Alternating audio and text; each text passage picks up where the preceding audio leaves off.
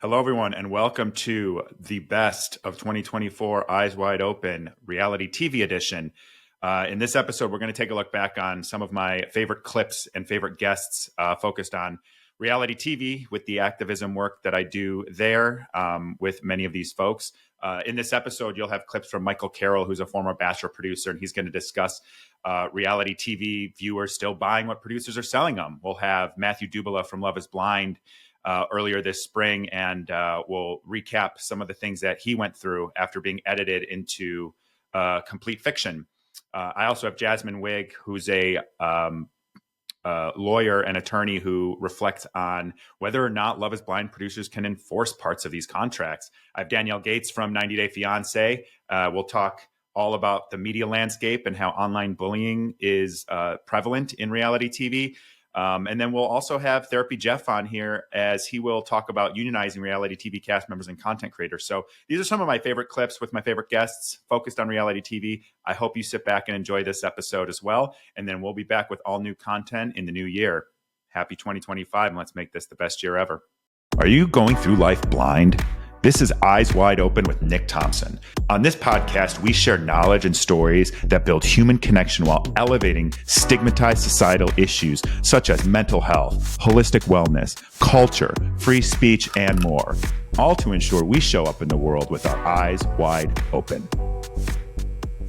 Viewers watch this stuff, as I'm sure you know, and they take whatever they see as if they are watching a documentary or as if they are watching a true following around of people, like it maybe was in the first season where you're just watching people and act in the way that they are, and they watch it and they just take it so seriously, and they think that people can't be edited out of context, or they think that, well, even if you signed up for this. Like, what are your thoughts on that? And you signed up for it too. We can take that separate, but to viewers out there who watch this stuff and think it's gospel.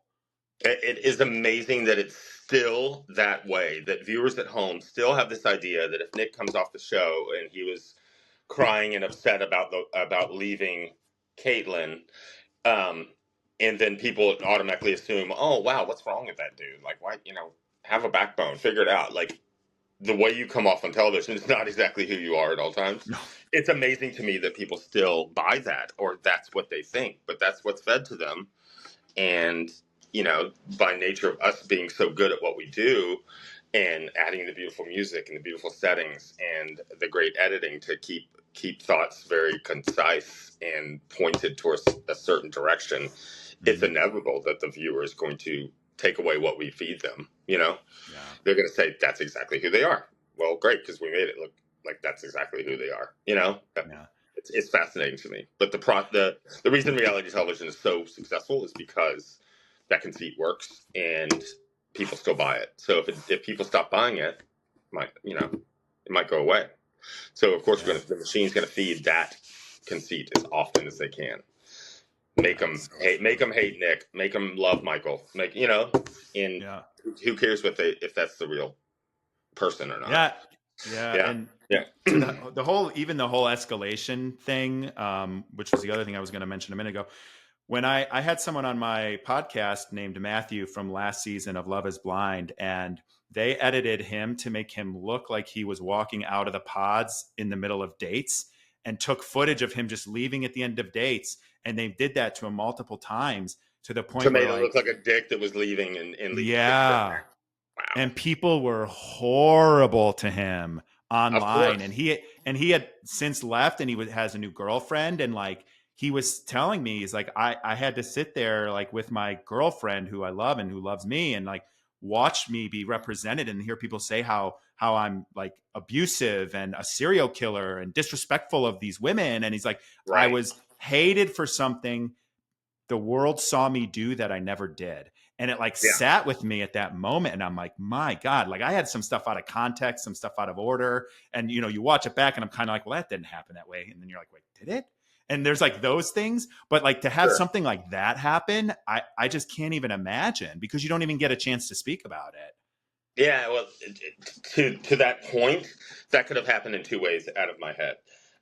One way is that, again, the machine is built in a way that everything is so compacted, a schedule and a budget, that they might just need a way to get rid of him on camera quickly or to wrap that storyline in a cute little package. Let's move it on. Or it might have been an immoral producer on set, or a combination of both. But I am erring on the side that it's probably that I need my character to have an ending. What's an ending that makes sense? Chicks are figuring him out because he's walking out on them. You know what I mean? Yeah. Yeah. Yeah. It's so what's the most expeditious way to get this character out of my story? yeah. To be honest. So that I want to. Yeah. That's fair. And also, he didn't drink. He was he's a what do they call that? So living a sober life, right? He's living a sober life. So I know they didn't like that, but that's his story. That's a difficult character to produce, right? So it's going to make anyone who doesn't drink, it doesn't lower their inhibitions. So it makes it more difficult for producers like myself to find ways in and manipulate them quickly. Honestly, so let's talk smart. About the yeah. Let's talk. And actually, so I picked up on it real quick when we were in the pods, and we were there for 15 days. And I remember there was one day where I got a little tipsy, and I was like, oh, I can see exactly how this goes wrong for a lot of people. And after that, I would do it like here and there with the guys, or on a date, I'd have some champagne. But like, I was very careful with my alcohol consumption after that one day, because I was like, I can just see how, it's like if you're at the bar or something, and that 4 is now a 9 because you've got it's like that kind of mentality. And so I slowed down after that, and I didn't get really more than like maybe slightly tipsy on camera. I still had my wits about me. But you call it the truth serum. That's alcohol. First of all, brand that and sell it. You should brand that and sell it. And then second of all, tell me your experience using the truth serum as alcohol, and why it's used, and how you used it, and all of that fun stuff. Not so fun stuff.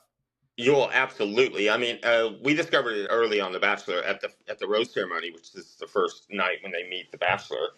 It's a cocktail party. That was sort of the conceit. Like, what do people do at that age? They go to cocktail parties, or they hang out and have cocktails. And then quickly we realized that the more liquored up people were, the more apt they are to show their emotions. Everything's escalated.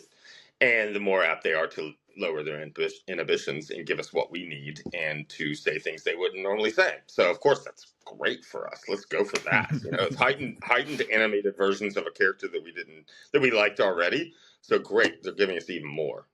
So alcohol is just readily available, especially on shows like The Bachelor. It's just, if it's a house type show, their fridge is fully stocked, as you realized on your show. And it's just because even if you're not on a date or on a challenge or being in a pod, you still have to be on camera. We're showing the difference between what you're doing and what someone else is doing at this point. So if you're having drinks and being more animated than you normally would be, then all the better for us. So let's keep it readily available. You had this breakup that was difficult, and then you reconnected a few months later after all of it. But what was going through your head, and how were you feeling about the show coming out? Because I always say that's like the third or second pressure cooker. The first one is the whole show experience. Then there's the anticipation of it coming out, and you have no idea what's in there, if you're in there, how much you're in there, how you're portrayed, or anything. So what was that timeline for you? How did it make you feel? I was actually relatively optimistic. I felt like I did the process the best that I could, and was respectful, and did things that I thought were the right way. And I felt I was in good graces, so to speak, to the people that were producing the content. So there was never an expectation that what happened was going to happen.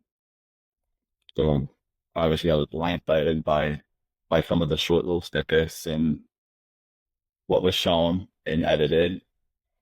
Like random America comments are being played over as voiceovers, which it was kind of funny. Like, some of the stuff is kind of funny, but like, I have a conversation with her. Yeah. It's easier to talk about it now than it was when it all came out. The America comment was said in like a producer interview, and that was played multiple times in voiceovers at like the most random and awkward spots. And like, they're watching it, and I know what I said and did, so I had a different perception of what's being played than probably the public or people that are watching it. But even like friends or people that I had relationships for years become like, "Did you really walk out on a girl?" I'm like, "No, I didn't walk on a girl." But it's really hard for a person to not internalize something that they saw with their own eyes. And Yeah. it's a little frightening, especially with AI moving forward, of what some of these people may be capable of in terms of, manipulating people or showing people a particular life that maybe not be true. And certainly when it came out, I knew right away that I was probably in deep trouble. Uh, and obviously I was devastated. And at that point, you're just trying to survive. Because it's a very rare occurrence that you go from just being a normal person one day, the next day, it feels like you're one of the most hated people. And, I had social anxiety where I didn't feel comfortable going into public. But, over the course of time, I feel like I fall back on a lot of the people in my life that support me. And I'm in a loving relationship with my girlfriend now, and she's there for me during it. And we actually, I think, grew together as a couple with some of this stuff, but it hasn't been easy on her either. Because she's watching her boyfriend on some dating show and also Googling articles. And people are calling me a serial killer or a villain and saying these ridiculous things. The majority of it's not true, which is even harder to take to the person. Like if I said something and did something, I can, it's a little bit easier to stomach to like, yeah, well, I was just an idiot, said something dumb or whatever the case may be. But if you're being hated for something that you didn't actually do, that's a whole, different amount of things that you need to get over mentally to come back from. Oh my God, dude. I don't even know what to say. Being hated for something you didn't do, but people think you did it. I got goosebumps, and I don't think these are in a good way. I think it's like the flight way, right? Like this is very uneasy to hear. And very Well, it's not simply fun put, it's not for fun to talk about. I mean, it's part of no, the I reason why know, I I know, and for so long.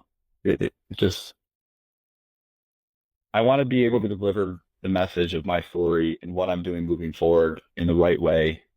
And I don't think I was prepared mentally and emotionally to do it because I may have been more revengeful or emotional in my response. And one thing that I've learned as a career professional is you don't want to ever make decisions that are really impactful on your life when you're in an emotional state. You want to try to be as calculated as process as best you can.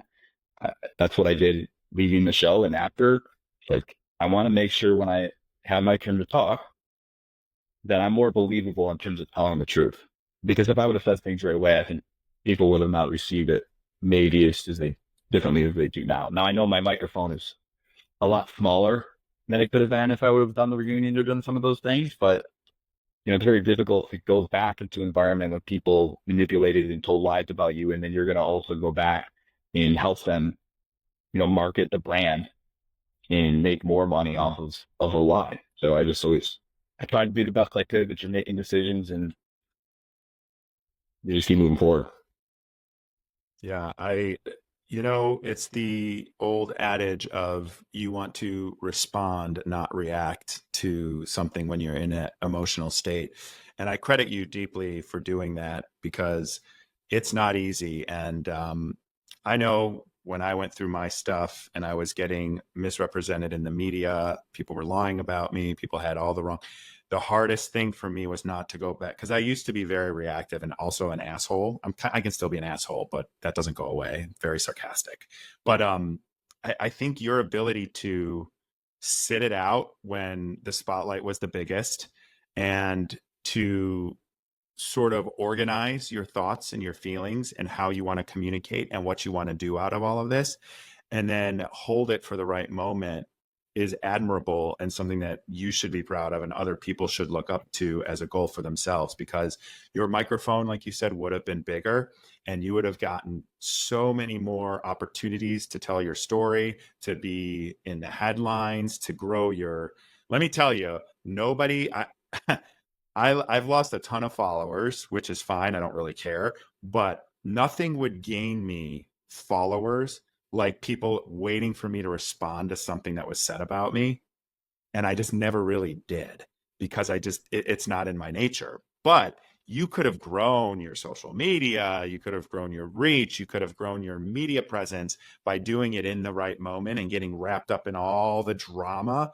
But now you're going to be able to tell your story and you're going to be able to tell how it impacted you and how it changed your course on the things that you care about. And that has longevity. Where people who are gossiping about a reality show in the middle of it airing, that has 15 minutes and isn't going to translate into anything other than you chasing more of that drama. And I've seen that personally happen with people from my season. I've seen that happen with people on other shows where they chase that drama and then their identity becomes that 15 minutes and they don't know what to do with it after. And so you're doing the right thing, in my perspective, to have longevity and really do the things that you want to do and have the impact that you want to make.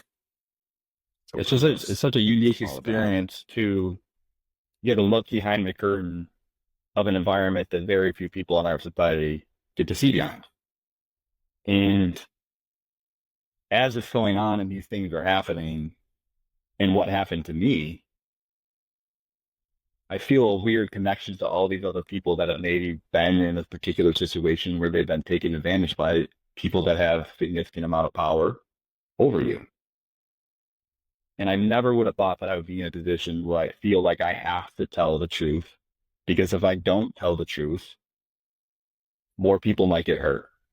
And there's plenty of people that have been in that environment, in that culture, that have committed suicide or have had significant mental, health issues or drug addiction. And now my perspective is I think I have such a much better understanding of what those people went through and maybe why some of those things are happening. Otherwise, the hate, please ignore it. Do not get in the middle of it. There will be other people who will defend you. It's not up to you to defend yourself. And I didn't such think good advice. anything of that at the time, right? I just thought that was great advice. But once I went through it, because, okay, so I'm going through this experience with the internet and marketing and the bloggers and the hashtags and all this shit through the show. And I'm often dealing with it in my business. I have a marketing team, right? Who knows about marketing? And so I'm in my business and, we're talking about how we're going to make sure that my brand stays intact through this process. And all we talk about is SEO, which if you're marketing, SEO, search engine optimization, right? So that means, for people who don't know, that when I go to search for something at Google, I go to search for a yoga teacher. The first yoga teacher that comes up for me is not necessarily the best yoga teacher or the most, yoga teacher. It is the person who has the best SEO, meaning every word that is attached or is to paying to be there. They can pay on that keyword too. Yeah. Yeah, exactly. Like, so they're, all of these words that this teacher has decided to, like, for me, it's yoga, it's Ayurveda, it's holistic healing, it's acupuncture. It's like, these are all the words that my team has decided that shape my brand.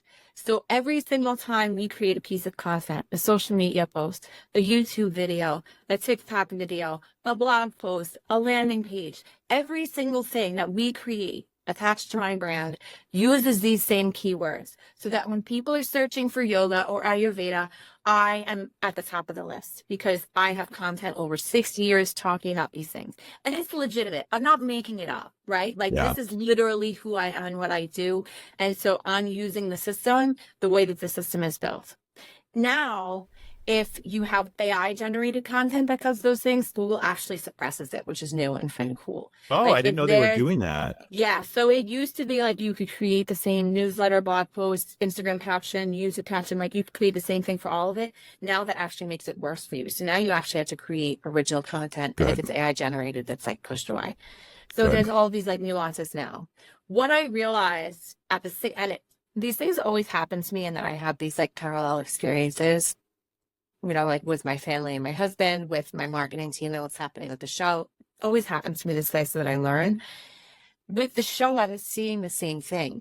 The narrative that was being created for particular characters were always attached to the same words. So for me, you saw the phrase sexworth. You saw Danielle sexworth all the time. Oh my it was in God. all the comments. It was in all the Reddit threads. It was on all the blog posts. You saw colonizer. You saw racist. You saw there was this language that was broke, that I was I can't remember what all the things were.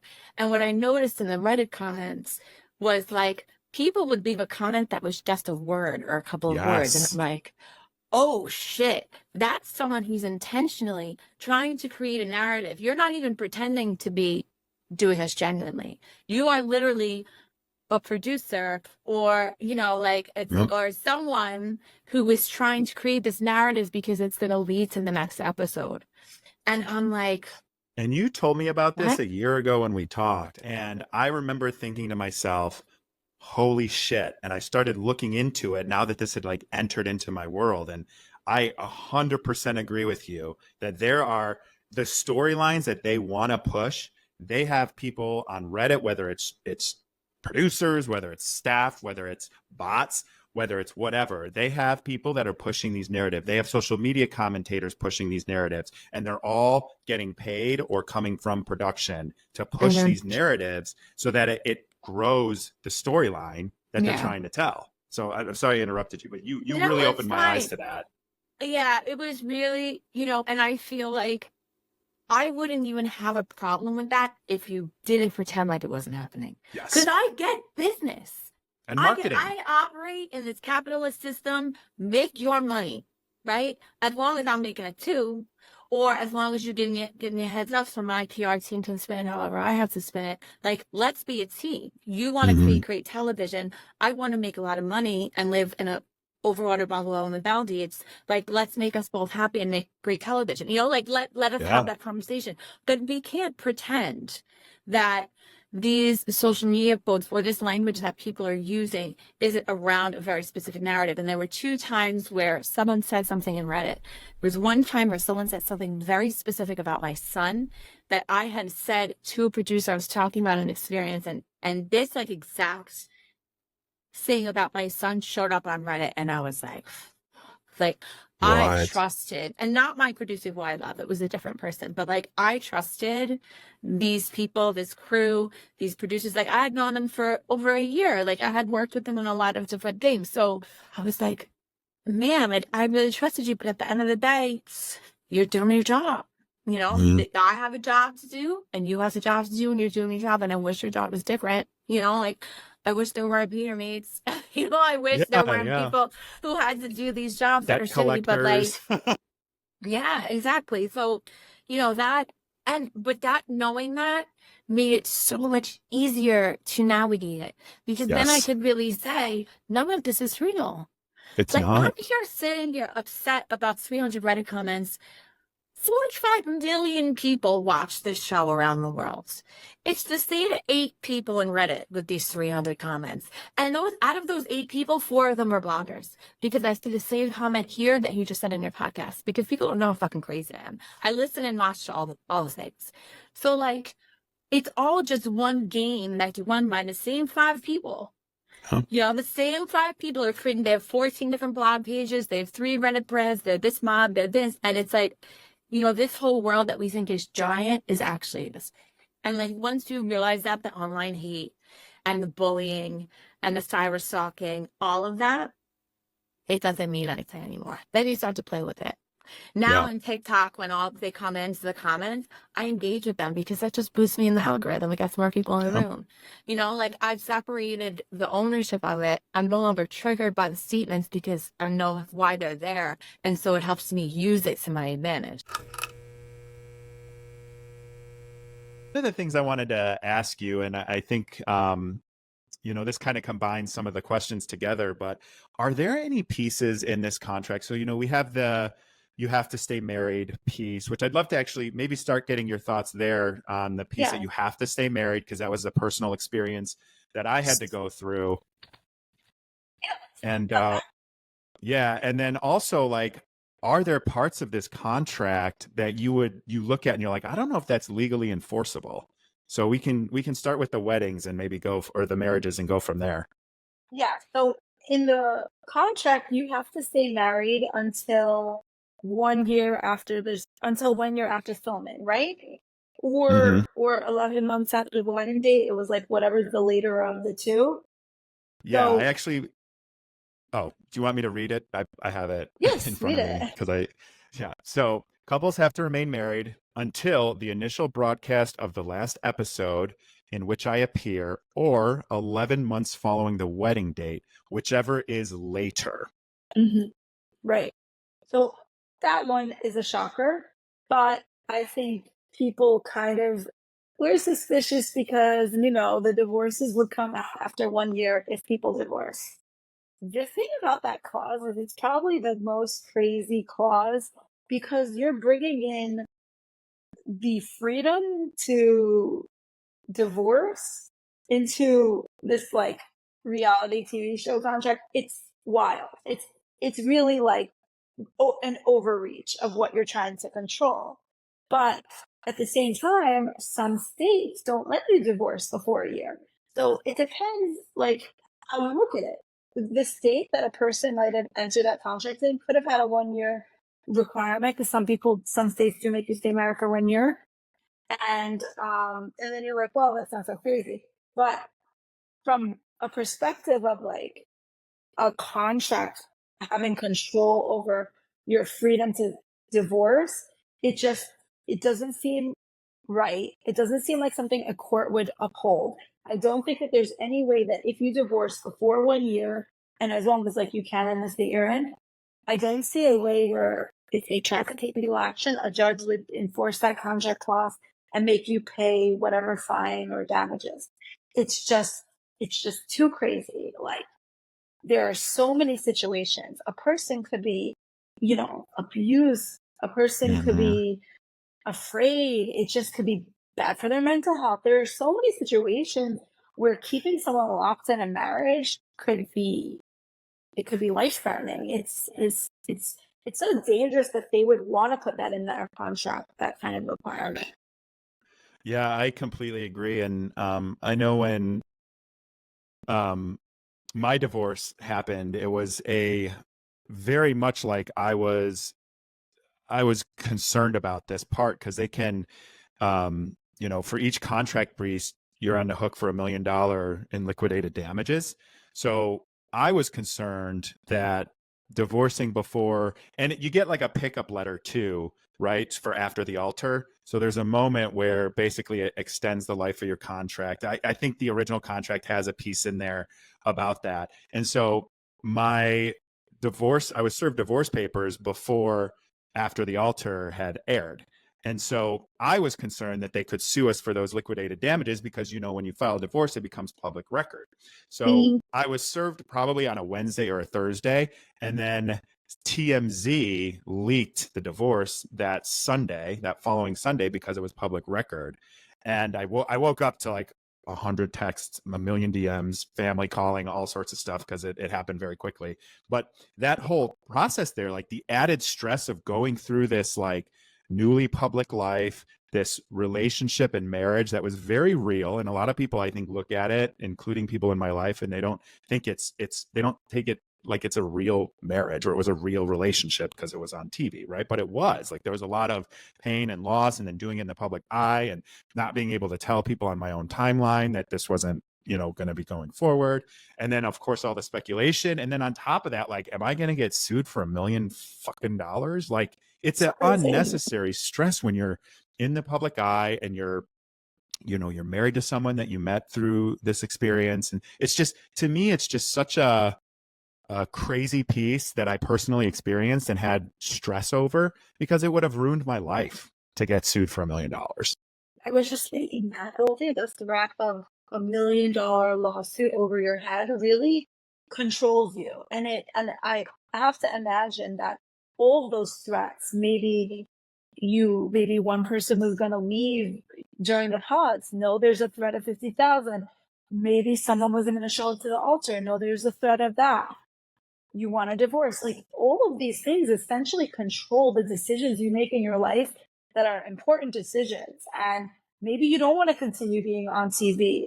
You're really losing your freedom to choose how you live your life during this period of time because they have this money that they're holding over your head that you probably can't pay. So that's really scary, and it doesn't seem ethical. I don't know how it would hold up in court. These are newer types of contracts. But for me, I think that when people enter a contract, and when you enter a contract with a very serious party, like production of a huge show on Netflix, you don't feel like you have the power to break that contract. I know that you must have thought there's no way around anything I signed because it's ironclad, because they wrote it and they gave it to me and they're, big business people and I'm just a regular person. So Yeah.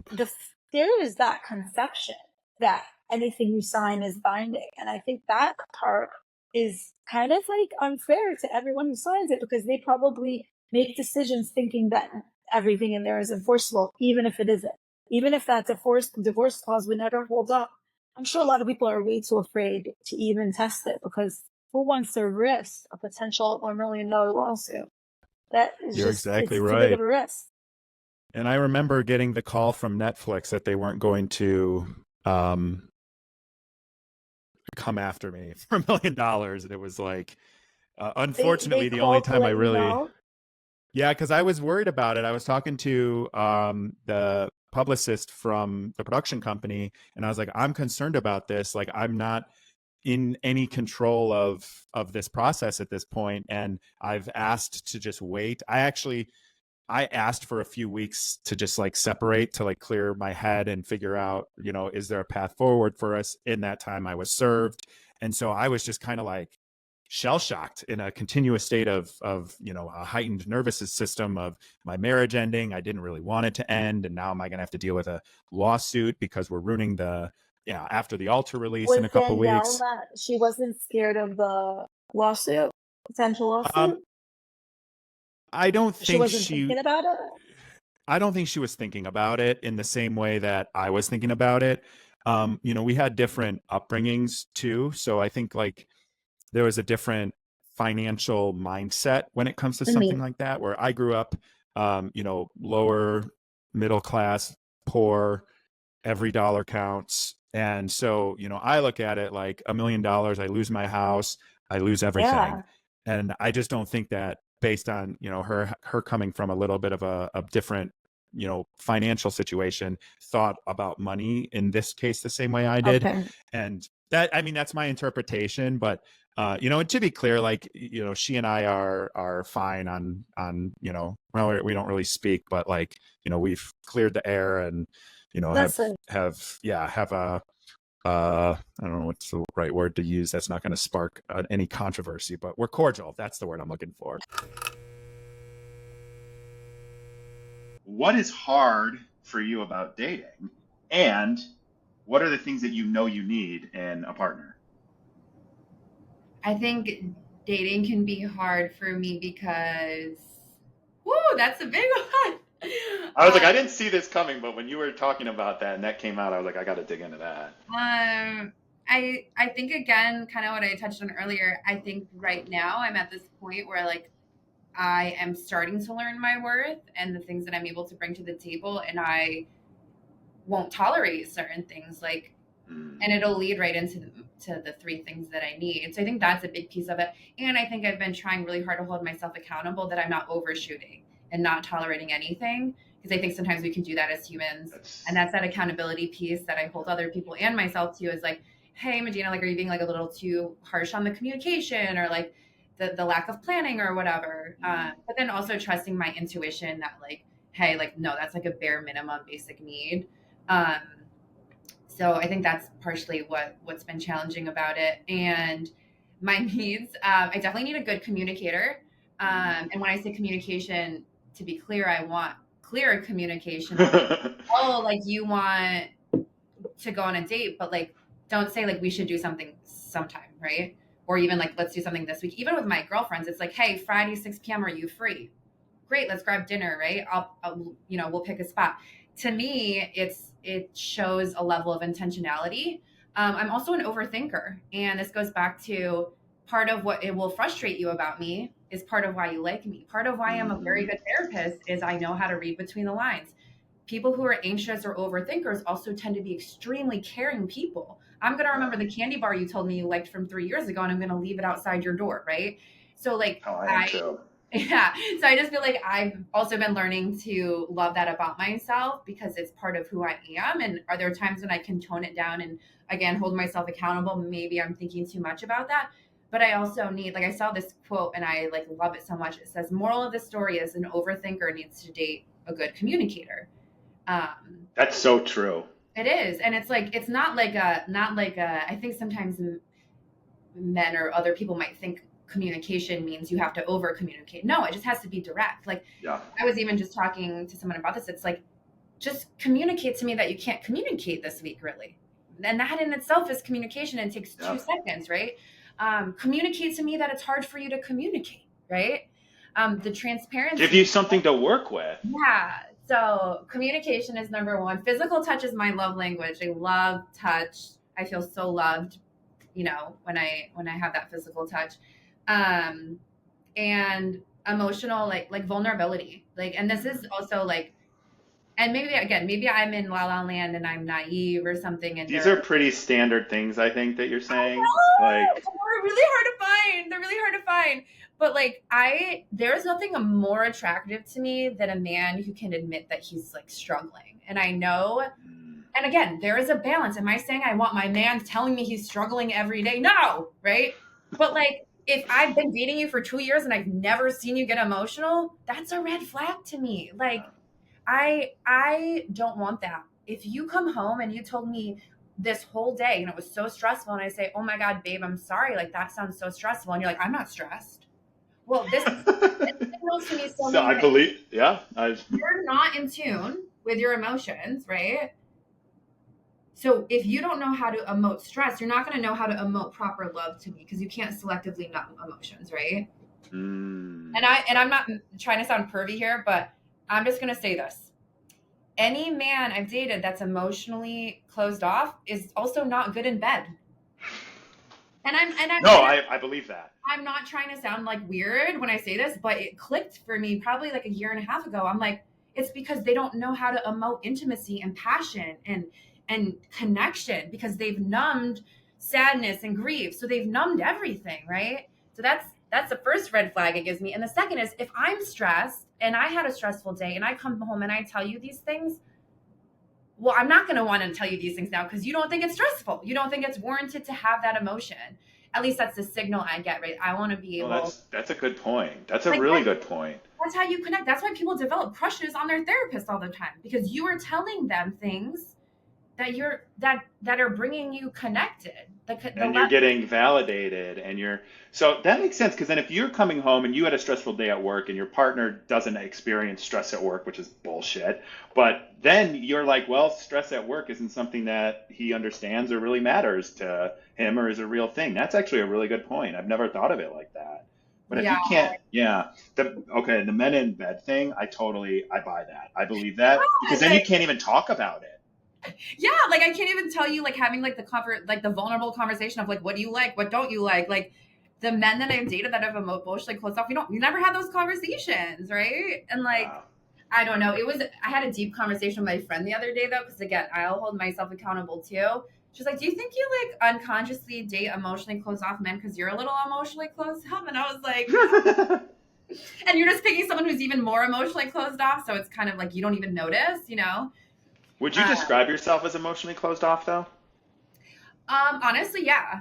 I think because, and this is something I'm going to be working on the next couple of weeks because I'm taking my first ever, aside from filming, this is my first 3 weeks off ever as a therapist. I've never taken more than a week off from therapy. Oh, wow. And in all transparency, like I've actually been struggling like quite a bit just because I feel like my job is like very unique in the sense of like I really do have to turn off my emotions. Like if I have to cry or if I'm upset, I have to like hop in and not only be like okay looking, but I have to be like that solid base for that person.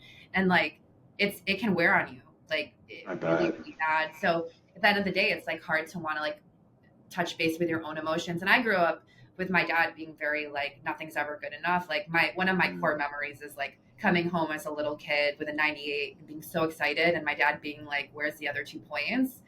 Which really I think, you know, and I try not to minimize it because my friend, I was like, it sounds so silly. She's like, it's not silly. Like it's a very monumental, like setting the precedence of what perfectionism. You're expected to be perfect. Yeah. So not just good enough. Yeah, totally. Like, and even I have like, I think a tendency to like seek out men who like are unimpressed. Like, I think I'm someone who I'm going to like try to give myself some accolades. Like I would say I'm a pretty impressive woman. And like, I think I unconsciously seek out men who are like unimpressed by like what I can bring to the table because it matches what I believe about the world. Kind of like what I was Self-fulfilling prophecy. Yes. Yeah, like, oh, like, you know, if I did an event, they probably wouldn't wind up coming. Like, you know, like not much. Which is, by the way, how you were talking about your event before we started recording today. What was I doing? You were saying like, oh, I don't know if I can get, 50 men or whatever it was. Like, tell me. Your negative self speak. I actually came here for therapy, you guys. But I think so. You know what I think is hard too with dating, and again, I'm like several years removed from it at this point. But what I think is so hard about dating now is everyone has these like unrealistic expectations of what a relationship is supposed to be like. And I think social media contributes to it. I actually think reality TV contributes to it.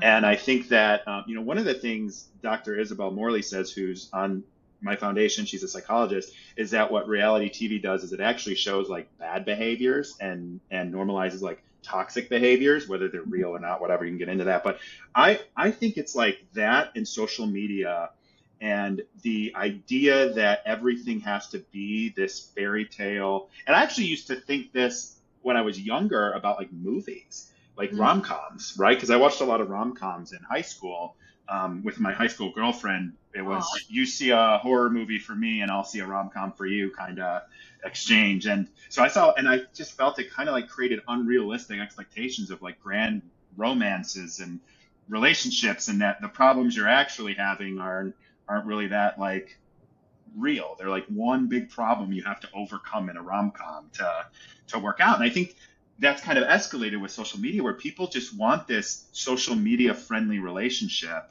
or this, grand love story on The Bachelor or Love is Blind or whatever. And it just kind of gives people sort of this unrealistic expectation of what a relationship is. Because they're hard work. They're really hard work. On their best days, they still take work. Yeah, no, I agree. Like I know that some people try to use this word probably in a different way that I'm interpreting it, but I hate the idea of organic. I think like chemistry, like if you're physically attracted to someone, is organic.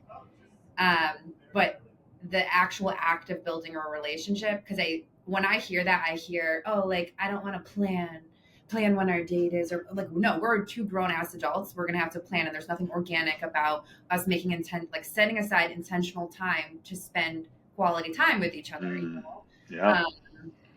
Yeah. Cause I agree. And yeah, like, I don't know. And even like, I'll transparently say this, like, even after I got off the show, like how many people are like offering me free, like Botox and filler and all this stuff. And it's like, I don't judge anyone who does it. I don't personally do it, but it's like, then I'm like, sometimes I do get self-conscious. I'm like, I'm seeing these women on social media and it's like, these are the girls that are kind of like booed up. It's like these like beautiful, like everything. Oh, I know.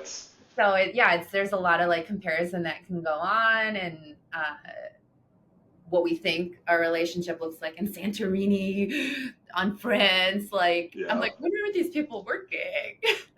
I'm like, serious. Well, I think there's also, I wonder that too all the time. I'm like, where's this person funding whatever it is? These trips, these glamorous gowns, and these intense, like, oh, check out this thing I bought. It's only like $50,000. It's like, who's doing that? Like, who's getting this stuff? It's totally crazy. I really think so. Excuse me. Social media has set such unrealistic expectations on so many things. And then I'm like, how are you dating? Like, where do you find men that you want to date?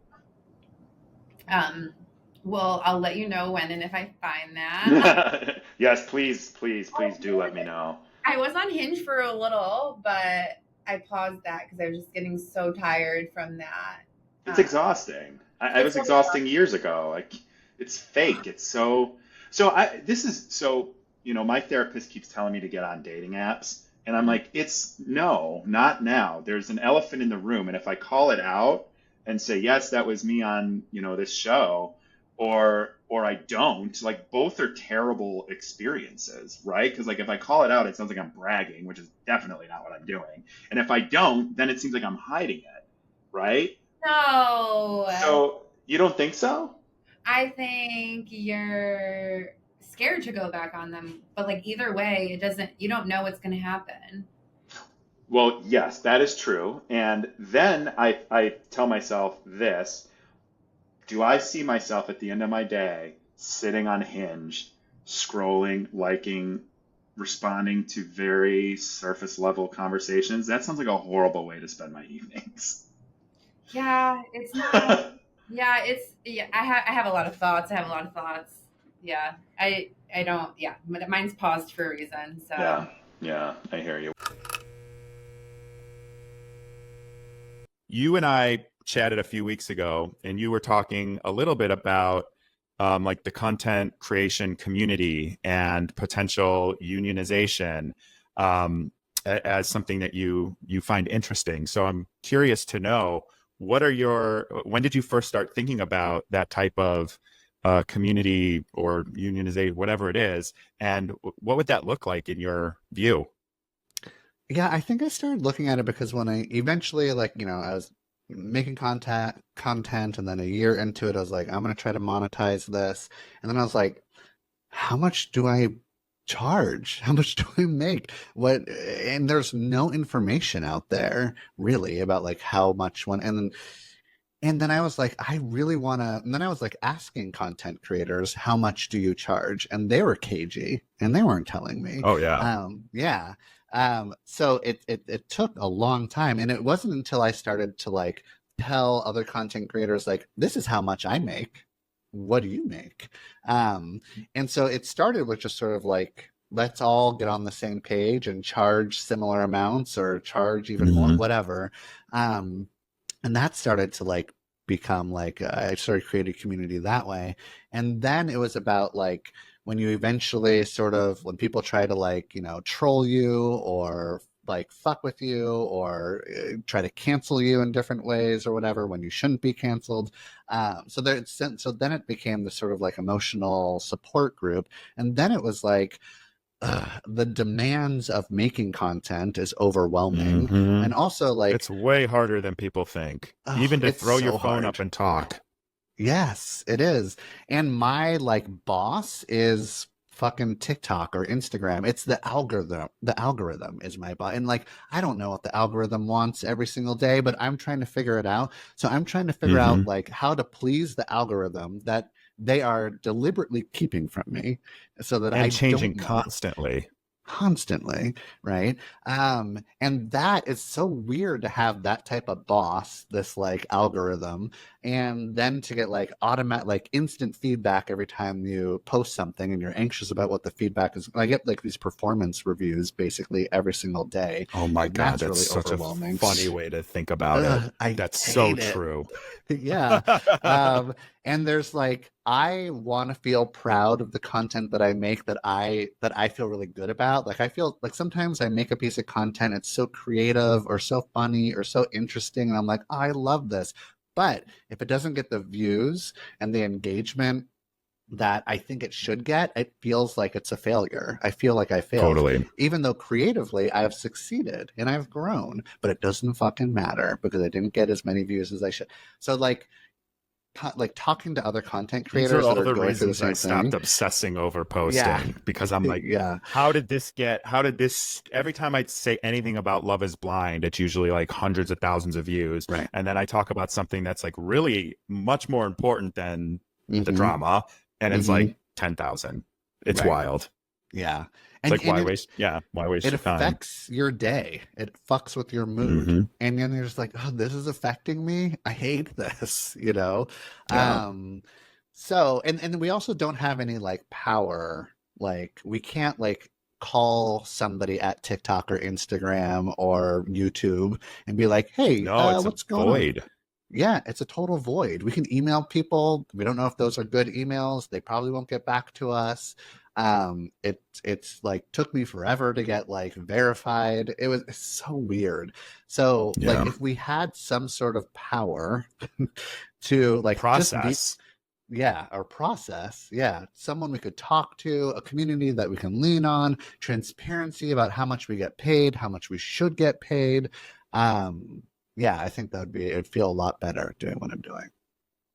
I admire that. I hadn't thought about that before you mentioning it to me. So I think you're spot on with that. And I actually think that would probably happen before or really quickly if you've got the right amount of people involved in that. I think it could be, yeah. Is that something you think you're like taking on, or is it something that you're kind of like, I'll do my part, but if I would like fuck around and find out. I would take it on and then see how it felt, and if it was like good and empowering and exciting and challenging, but like, you know, ultimately like having me grow and create community that was good, then like I would do it. But if it turned into like such a battle that like wore me down, then I'd hand it off to someone else, and I would just like be a supporter probably. Well, if it's anything like reality TV, it's a exhausting trying to corral such giant personalities to like move in the same direction is a lot harder than one might think. So I admire, I'm not saying it's impossible. I think it's very possible. And I think it's awesome that you have such a passion for it. But it is funny too, because I think you should. I think you've got the obviously the personality for it, but just you've got a good following. You get it. You probably could start with like some smaller influencers and really kind of like build the army on the ground, you know. And I don't know. I think it's something cool. You should try. Yeah, give you extra work to do. Love doing that. Yeah. Cool. Well, you have my support there. And I can't believe I almost forgot to ask you about your book coming out. I think it's June, right? It's July. Okay. July 9th. Tell us about your book. Yeah, there's been lots of like wonderful things that I've gotten from like becoming a big content creator. And that's one of them where it allowed me to get like a literary agent and encouraged me to write a book. And it's about, it's called Big Dating Energy. And it's about, you know, finding like being your authentic self and finding a healthy relationship that's a good match for you. So it's like a really like easy to read, funny, useful book that kind of like guides you through all of the stages of relationships, all the way from like first blaming your parents, which, as you know, on this podcast, I love to do. So I blame parents and I blame society and I blame Hollywood for all your relationship woes that you have.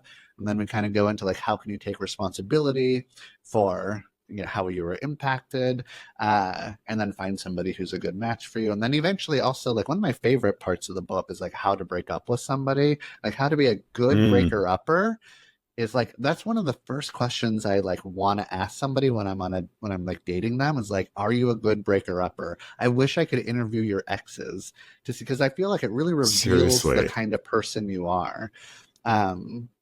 Because it's hard. That's hard to break really up with good someone. Point. Yeah. It is. I haven't been a good breaker upper and I had to work hard at becoming one and I'm still learning, you know. What is a good breaker upper? All right. So before we wrap up, which I think that's a good note to move on to you asking me anything that you have in your burning desires to ask, even though you interviewed me a few months ago. Well, I did want to talk to you a bit. Okay, so you said like you felt a little ick about the recent decision to say that they are. Correct me if I'm wrong. They said that they are now a union, or wait, what was the wording exactly? No, so there was a year and a half ago, I filed a claim with the National Labor Relations Board that was saying that I believe we were misclassified and we should have been classified by employees, and here's why. So when you're a contractor, contractors have autonomy over themselves, the jobs they take, they're independent of any business telling them what to do or what they make or whatever. They get to make those decisions, right? Employees but contractors are not protected by labor law, because they get to pick and choose because they're independent.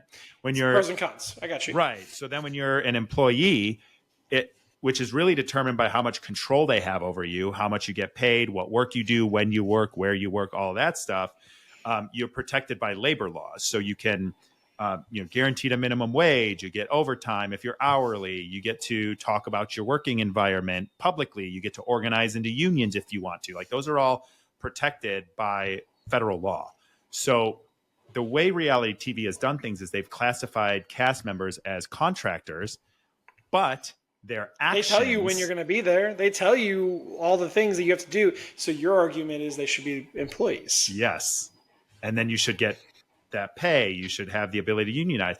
And then what they do is they threaten you with legal action, or they, sue Renee Poche for $4 million because she was speaking about her experience. And in the reality, you're talking about your working environment. You're allowed to do that, and that's protected by law from retaliation. So right. They did a 1.5 year long investigation and determined that Love is Blind cast members are actually employees.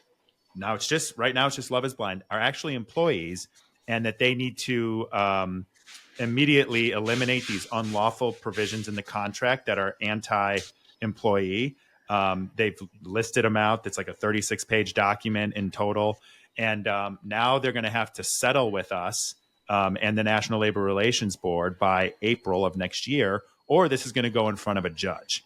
And no one wants that. No, I don't think they want that. No, and not at all. The reason is because the way that their provisions and everything, and you're an employee here, and you're a contractor here, but we gave you a W-2 because we were in California, and legally in California, they had to give us a W-2 because by California labor law, we were employees, but they tell us in our contracts that we're contractors, but then you issue a W-2, which is proof that someone's an employee. Like, it's crazy the circles that they work around to maintain the status quo. So I am dying to know how they defend this without proof. You can defend one provision without proving another one. So it's it's very interesting. But what this really does, and I have some content I want to put on it, but what this really does is this lifts sort of the NDAs out of everyone from Love is Blind, and they can freely talk about their experience. And we can actually start unionization efforts of these casts, because right now, like, this is deemed unlawful behavior by the production companies. And so I don't know what's going to happen, but this is the first time that the National Labor Relations Board has ever dipped anything labor into the reality TV space. And it has an opportunity to change everything in the landscape, but it's also got the opportunity to set precedents for other shows. And I know that through the UCAN Foundation, there are other shows that we've helped follow this same process. So this is a lot, but the ick factor, to get back to what you said, if I'm being honest, it's very hard for me to keep myself in the Love is Blind world, in the reality TV world. I am forever attached to it. I'm forever attached to my ex-wife. Every 6 months, a new season comes out. Every 6 months, I have to thrust myself into all the headlines, who's together, who's not, and constantly get reminded of what my experience was like and all of the struggles that came with it. And so that's normal. Now, with this work I'm doing with UCAN, and even this, I'm reading the New York Times article about it, and of course it talks about my relationship from Love is Blind. So it's constantly in your face. And when people in a non-public relationship decide that something isn't going to work, or they get a divorce, or they end a relationship, it's over. It's over. You can block the person. You never have to see them. Out of sight, out of mind, which is how I've always dealt with a breakup. It's always out of sight, out of mind. I get rid of the phone number. I get rid of the social media. I delete the photos, not all of them, but nonsense. I don't want the memories coming up on my phone. I cut it off, and that's it, because it's out of sight, out of mind. I don't want to know what they're doing. I don't want to know who they're dating. I don't want to, see pictures of us together. That's how I heal. So every time something happens, or I find, and I mute everything on social media as much as I can, but it still trickles through. People still want to tell me, they want to DM me. They don't, and it's not malicious. It's just, so it's the ick comes from, this is another thing that drags me into this place that messed up my life and hurt me so much that I've got to go back into it. And each time I get a little bit tougher, but it gets to the point where it gets to me sometimes. So, reading the article, the paragraph about my relationship, like it just, oh God, it's just like a reminder. It's the ick of like, oh, it's like a pit in my stomach kind of thing. But I know that the work is so important, and I'm so proud of everyone at UCAN and everyone who's stepped up to be a trailblazer in this. And we just made change like this. There is no going back here from this. So we just made change. It's too big of a show to like shut down. So like they just have to adapt at this point. Yeah. Well, I think they'll fight it. They might fight it all the way to the Supreme Court. Who knows? It wouldn't surprise me. You say that, but like that's going to cause more harm. I feel like that's going to cause more press and more conversation. I feel like at this point it's in their best interest, and I'm not a legal expert by any means, but like to me it's like, let's just pay these people, adapt it where we can, and move on. But that's part of the problem with reality TV is it's so cheap because they don't have to follow rules. They don't have to follow laws. They don't have to pay people. I mean, to be fair, I think like Love is Blind's a little different. Like I'm not even someone who watches that type of stuff, but I'm aware of all of it. Oh yeah, it's the most popular reality show by a mile. And so to me, like I could see we're a world where we're not developing new shows because it's like we have to put more intentionality behind it. Because to your point, it's not as cheap to create anymore. But like Love is Blind is a behemoth. They're not going to just shut that down all of a sudden because they have to pay more money because they know the ROI is still there. It may not be as good as it once was. Yeah, they have to pay more money, yes, but then they can't shoot for 18 hours a day. So now you're looking at like the content, the paying, the way you can't keep under wraps all of the shit they do to people. Like people can talk about it now, so they're going to have to clean up their behaviors or be completely exposed. And let me tell you, there's a lot of people out there that have had far worse things happen to them than the people that have spoken up in a lot of cases. And when those people are freed and the gag is out, people are going to be shocked at the amount of people that have been severely psychologically, physically harmed and aren't able to speak anything because they're scared of getting sued. So it's going to be, I'm here for it. And I am just proud of everyone who's stepped up and helped make this move. This is real change. It's like fundamental real change. It really is. Like, and again, like as someone who's like passively aware of it, like even to me, like I'm always going to be pro the people. I don't care what your industry is. I'm very pro the people. Like when it comes to that. So like, you know what, if this is some way that people are being mistreated, like I'm rooting for those people to get the best out of it that they possibly can. But to your point, like if they can rule that way, then like, yeah, like it's either deal with it or keep fighting it out in court. And that's just going to be that much more public embarrassment for them. That's why I think like it's been their best interest to like walk away and call it a day. I think so too. I don't think they will, at least not yet, but we'll see. Time will tell. Well, maybe they're going to cut you all a fat check to be quiet, and then they can keep doing what they were doing. So I don't know if they can do that. I don't know. I think they can do anything. It's just a matter of they'll get away with it. Well, right. Well, now that it's like sitting with the National Labor Relations Board and in the court system, I don't know. But like, hey, I actually, someone asked me a while ago, like when I first started doing this, would you take like a payoff? Sure. And I was like, no, because I can't be bought. And then I was like, but $5 million might change that. Okay, so that's a personal belief that I have always had about life. Is we could have a whole separate conversation about whether or not money should matter and all these different things. Happy to have that conversation. Nonetheless, the world that exists today, money does matter, and I don't care what your beliefs are. For the most part, like I'm not gonna end someone's life. Right, for money, like that's a line I can't cross. But outside of the truly heinous things that are out there in the world, there's probably a number for everything for me. And there's even more of a number when you put actual cash literally in front of me. Because we can all say, oh, I wouldn't do that for this amount of money. But then that's easy to say when you're just talking at a bar with your friends. It's another thing when someone literally hands you the cash right in front of your face. Yeah.